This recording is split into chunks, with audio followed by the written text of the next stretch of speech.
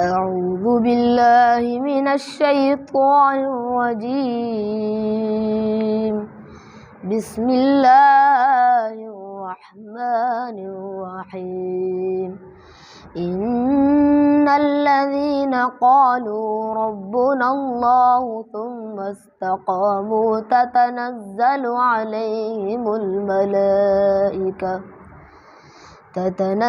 عليهم الملائكة ألا تخافوا ولا تحزنوا